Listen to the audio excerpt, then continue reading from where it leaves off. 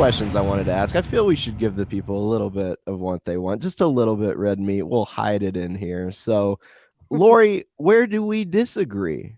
Let's hide it. Let's sandwich it. Okay. Boy, the more I listen to Caleb and you and others talk about your brand of American communism, I I the really sound of don't that. find a lot of significant points of disagreement, to be honest with you. Here's my concern, though, and I'm sure it's echoed by many libertarians, is it sounds good in theory, right? But I don't believe that that nationalizing industries or creating more government or even having social, I'm for Medicare for all, but I also have serious concerns about it. And here's why.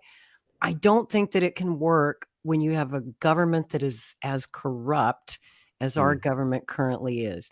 It won't work unless you have honest public servants and you have an honest government, which is what we all want. But, in my mind, that's why the Soviet Union fell.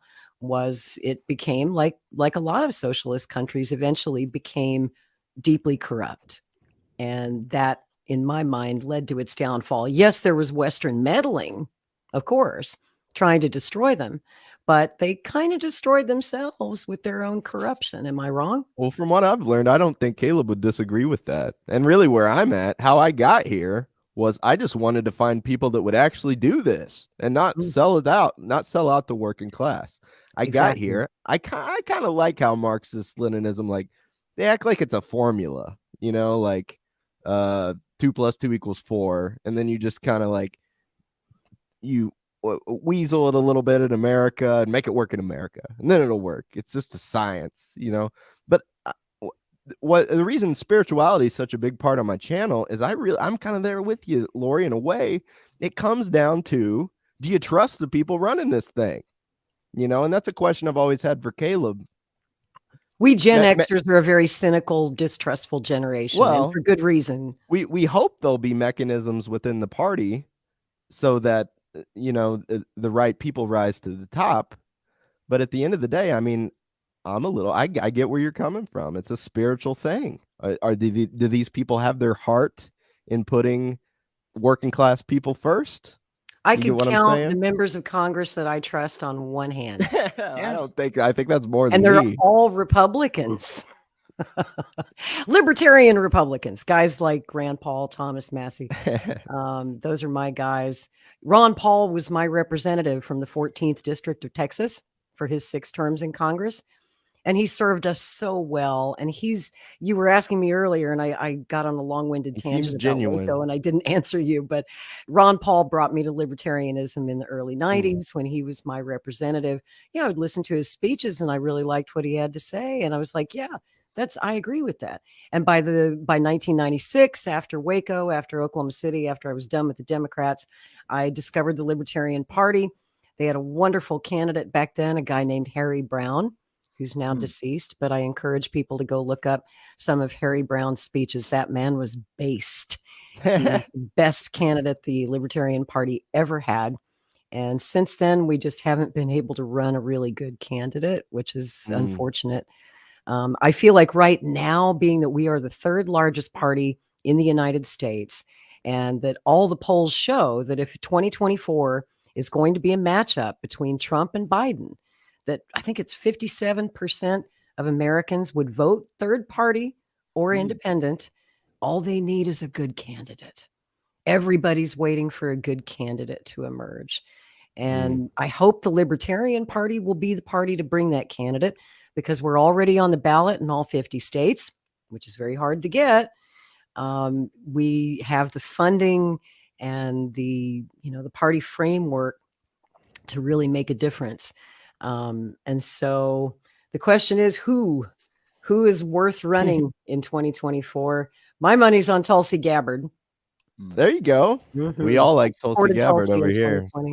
I know for me, because I don't think libertarians they're not anarchists. They're not completely against the state. They're just for a very limited state. And some are anarchists. You know, Some our are. Yeah, party's I know it's a it's big all over tent. the place. I So know it's a big libertarians tent. argue among themselves like communists My do. favorite question for like anarcho-libertarians, I guess, would be just like, who creates the state?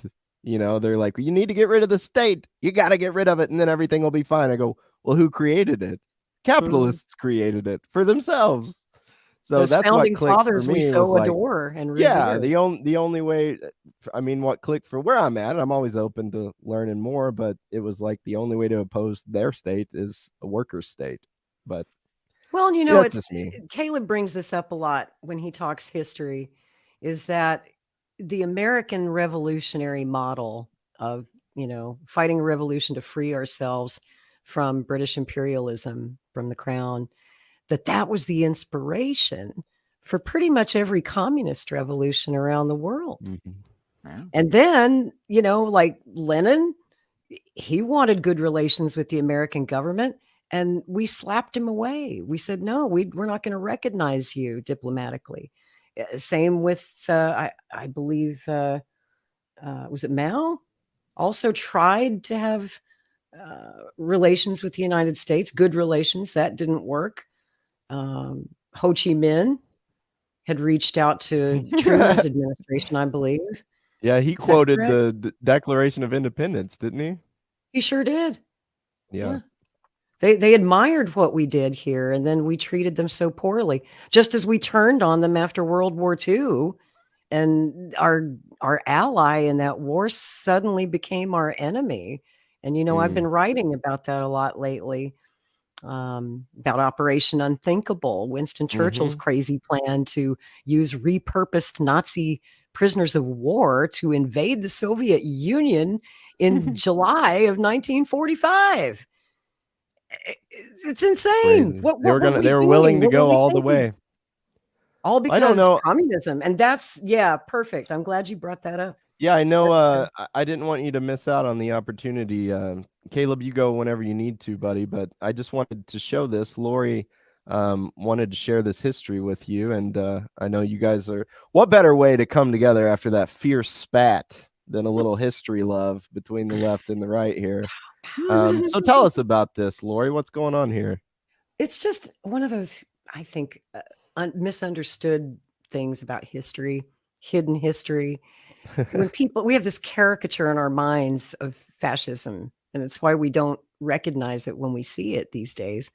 I think is everyone thinks that fascism, you have to wear a sharp uniform and be a, you know, everyone's on the lookout for a little guy with a mustache That screaming in that was German. Gavin's comment from earlier. I thought you'd like that. That's great. And so people Uh, think, well, you know, it's not fascism if they don't hate Jews, right? Because fascists only hated Jews. And I'm sitting over here as a historian going, wait a minute. Wait a minute. Does anybody read history? Not only did they hate Jews, they hated Poles. They mm, hated Russians. They hated their own people, you know? And most importantly, I think to this discussion was that they hated communists. They were mhm. driven, the Nazis in particular, were driven by a fanatical hatred of communism. And so I did a whole thread about that because I don't think people understand.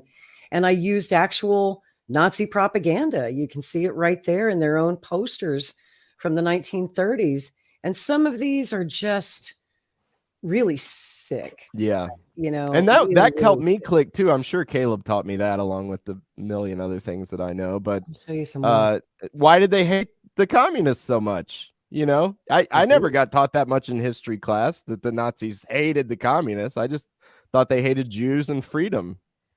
Yeah, it was like a 1-2 punch almost, right? You know, after World War I, you had this like attempted communist revolution, right? I mean, the Kaiser at the end of World War I, the Kaiser, he surrendered on the land, and then he went to the Navy and he told the German Navy, "Now go and die, do a last, you know, attack, and you're all going to get killed." And the German Navy refused to go along with it. They rose up, they seized control of their ships, and then there was just like a revolution all throughout Germany. And, you know, the Marxists had been a major party in Germany before the war. And so they, you know, the Kaiser was forced to step down. Germany surrendered, and the Marxist movement, and there was kind of an uprising. But then the debate was, what kind of constitution were they going to write? And the leaders of the reformist Social Democratic Party, they said, we are going to write a capitalist constitution. We're going to just, meet in Weimar, and we're going to make the Weimar Republic. Rosa Luxemburg and Karl Liebknecht, they said, no, we want to have socialism. So the Social Democrats teamed up with the right wing, teamed up with Britain and America, and they murdered Rosa Luxemburg, and they killed, and Bavaria, a region of Germany, declared itself a communist government for a while, the Bavarian Soviet Republic. And so the German, new government led by quote unquote socialists teamed up with the Americans, the British, and the French, and they overthrew and they invaded Bavaria and they killed a bunch of communists. And so after that, Germany had the Weimar Republic, which was run by socialists, social democrats, it was run by the squad, basically. It was run by the AOCs. And, it was like a lot of working class people were like, the communists had their moment. They took power and they didn't create a revolution. And then the communists who actually believed in it, like Rosa Luxemburg and Karl Liebknecht and the Bavarians, they killed them. So communism at that point in Germany was kind of discredited because they had their moment and they couldn't deliver. But there was a communist party in Germany because Germany traded with Russia and because Marxism was popular. And the Communist Party kind of became the party of the poorest of the poor. But then the Social Democrats were the ones kind of running Germany, right? And they were very anti-communist, very opposed to the Soviet Union. But they were saying, we're going to have like quote unquote democratic socialism. They passed a law that like every major corporation had to have a member of a trade union on its board, the worker cooperative stuff, all the same stuff, while they were telling the German people, but our main enemy is on the left. Our main enemy is those Russians and those Bolsheviks. And so it was like, first it was the Social Democrats came in there and there were massacres. May 1st, 1928, there was an armed parade. The communists, marched. They had an armed parade with guns, and the German government that was run by Social Democrats said you can't do that. And there was an armed battle in Berlin.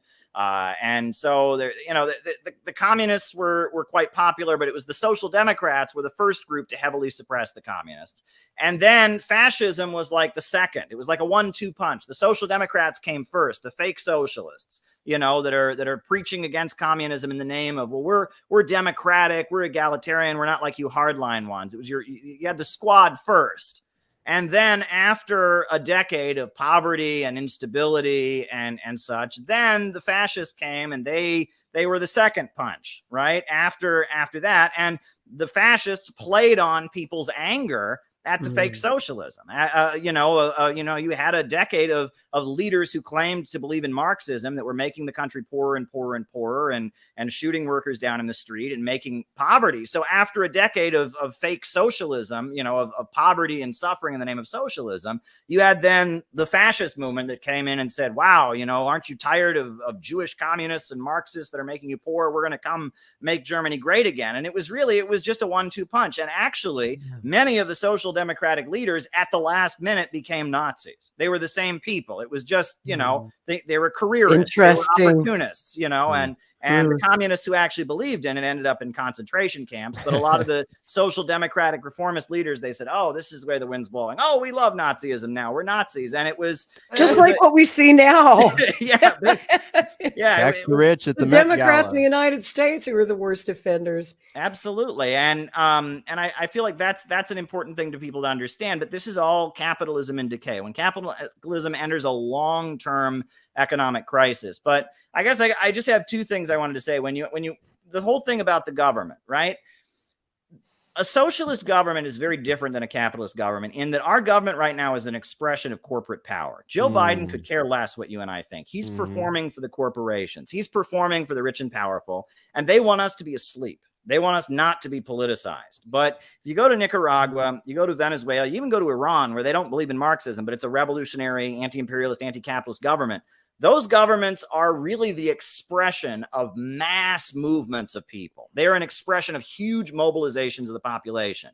In Venezuela, in Venezuela, they have these things called Bolivarian circles, and every neighborhood, every community has this like association that meets once a week to talk about what can we do to help Venezuela be more socialist, right? In Nicaragua, they have these citizens' power councils. Every neighborhood, every community has one. In Iran, they have Basij councils, and that these governments, revolutionary Marxist governments, are an expression of like a huge upsurge of democratic participation. Things have gotten so bad in the country that all kinds of people say, I have to take responsibility. I have to get involved.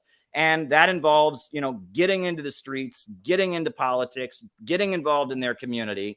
And the government that comes into existence is like an expression of that. It is an expression of a popular movement. So it has a completely different character. And I think that's the important thing to remember there, and that these governments are of a very different character, and that we don't want the American government as it currently exists.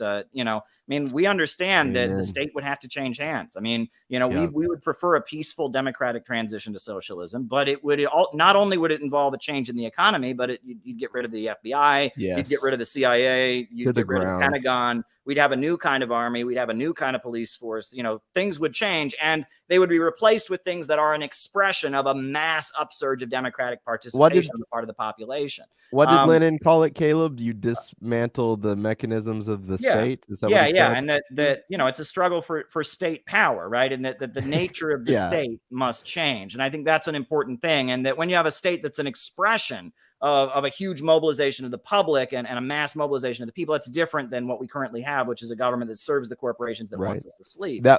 And then the other thing I would say is probably the thing, and I'm not putting this on you, Lori, because I this is probably not how you see things, but I will say, you know, as much as I am open to engaging with libertarians, one thing I really can't stand is Ayn Rand. I hate I can't stand Ayn Rand either. And I mean, and it's weird. She doesn't speak for all libertarians, believe me. She speaks a lot at length. When I was in college, you know, I had a librarian friend who had been in Vietnam. He spoke Vietnamese, he spoke Chinese fluently, and he was like politically far more advanced than I was. And he taught me a lot of things. But one thing he said to me, and I was an atheist at the time, and I hated, he said to me, Caleb, he said, you seem more like a Christian than anything else. He said, when I hear you talk about communism, I'm hearing Christianity out of your mouth. And I was like, no, you're not. That's right, you know, but he was right.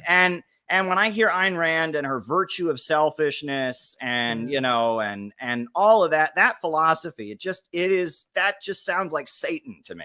That's just what it sounds like. I have to agree. I don't like to see libertarianism associated with Ayn Rand, because most libertarians, I think, don't feel that way about their fellow man. This is from The Simpsons. It's one of my favorite clips. Ayn Rand's School for Tots. If you've never seen this episode, you got to watch it. And this is the posters on the wall. Helping is futile. It's really good. It was a great episode. Yeah. Yeah. But I also remember that same, you know, college librarian who had been in Vietnam and had been in China. And he, you know, he had PTSD from the Vietnam War. I mean, he had been in Vietnam teaching English during the Vietnam War, and he had, you know, traumatic memories of the rocket attacks and stuff like that. But one thing he did tell me, as having spent a lot of time in Vietnam after the war and having spent a lot of time in China, I remember I was at an anti-war protest and he called me up on my cell phone. He said, hey, do you need a lift coming home? I said, sure. And he picked me up from the anti-war rally. And I got in his SUV with him, and we're driving back to my college. And he said to me, Caleb, he said, these people have nothing to do with communism. And I'm like, what do you mean? He said, these are the people that would be against communism if it came to America. And he said, if Mao was in America, he would go to the poorest part of Appalachia, the poorest corner of Appalachia, and he would start the George Washington Bible Gun Club. I love that. That's what he told me. And I said, I thought, are you crazy? That's like the craziest thing I've ever heard. I love it. Years and years later, it took me to realize this guy, he got it, right? Which is that, Mao was, and that patriotism and loyalty to the country and all that was a huge part of what Mao was pushing. That's the mass line in America. Yeah, it was going to the poorest of the poor and saying, we want a better country. We love the country, and it's time to come together and build an association to make our country strong and great again. And that's something that Western leftists just don't get. You know, that you're 20-year-old with the Trotsky t-shirt or whatever, which was me at one point. Like, they've got photo evidence of it. They just don't get that. And it's going to be a while. And I think, you know, as history moves at a faster pace now because information travels very rapidly, but things in the United States are continuing to get worse and worse and worse. And it will get to the point that real communism is going to take off in America. I'm very confident of that. You know, Putin said in a recent speech that when he looks at the United States today, he sees a lot of parallels between the last days of the Soviet Union, and I don't think he was wrong. No, I don't. I don't think he was wrong either. It gets back to that out of control corruption that destroyed their beautiful country, and it's trying to destroy our beautiful country. And I have one question. I know you got to go, but this has been burning in my soul, Caleb, and I have to ask you. I posted a thread about it, and I think I tagged you, but here's what I don't understand.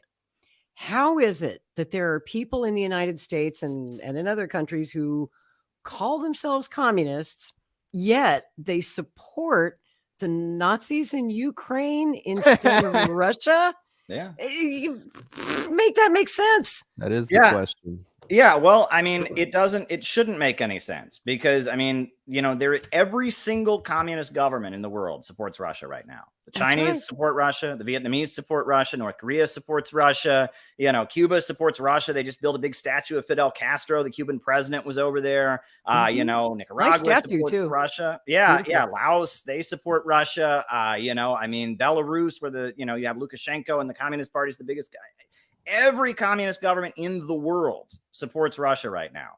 But there has been such an effort to separate American leftists, to turn it into an aesthetic, to turn it into like a, you know, it's a lot like, I think they watch MSNBC. Yeah. I think nowadays a lot of, you know, it's like, you know, back when I was in high school, you wanted to be a punker. So you bought punk clothes and you listened to punk albums, you know, or you wanted to be, it is turned into a brand. And Peter Coffin loves to rant about this. They've turned it into a commodified identity of like 14-year-old, you know, likes trans people and hates their Republican parents. And so they decide I'm a communist. And so they get a communist hat and they buy some communist books and they take some communist selfies.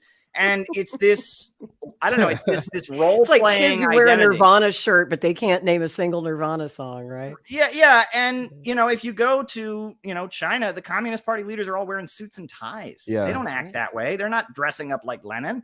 You know what I mean? They're wearing suits and ties and they're like, we're responsible leaders trying to run the country. And that if you actually get to the essence of it, you know, it is something different than this kind of commodified identity that has really been pushed on the internet. And that at the essence of communism, you know, when you talk about communism, we're not talking about socialism. That's what they have around the world. They have communist governments, but they have a socialist economic system. But communism, the ultimate stage, that is a society with so much wealth and so much abundance and so much prosperity that the need for a government completely fades away, that people can just kind of take what they need and do what they feel like doing, from each according to their own ability to each according to their need. It is such a high-tech utopia. And it's based on this contradiction between technology and poverty, right? Under capitalism, the more technology advances, the poorer people get. But socialism, by having a centrally planned economy, you get rid of that. And so human progress takes off and you can get that higher stage of abundance. So the ultimate goal is a world without a government. That is the ultimate goal. And it's a goal where the fulfillment of every individual, I believe that's the way Marx put it, is the fulfillment of every individual is the fulfillment of all, meaning that people don't really have any obligation to society. There's so much out there that people, you know, they talk about labor becomes life's prime want rather than a necessity, meaning people work because they're, you know, they don't want to be bored, basically. There's no, it's not necessary because technology has advanced so much. And that kind of high tech utopia, I actually hear a lot of libertarians talk about. I was going to say, that sounds very libertarian. Yeah. Talk about that a lot. Yeah, and that is the goal. That's our ideal world in many ways. Yeah. So I guess I just wanted to end with that. So I really enjoyed this conversation. I'm going to have you on my channel soon, Lori. Absolutely. And I'm going to have Tyler back on again soon as well. All right. So yeah, good luck. I'm sure this conversation will continue to go great places. I'm going to be on tonight at 11:30. I'm doing a late night stream tonight. So I'll catch you all later. All right, buddy. We'll be there. See you soon. Yep. Take care, my friend.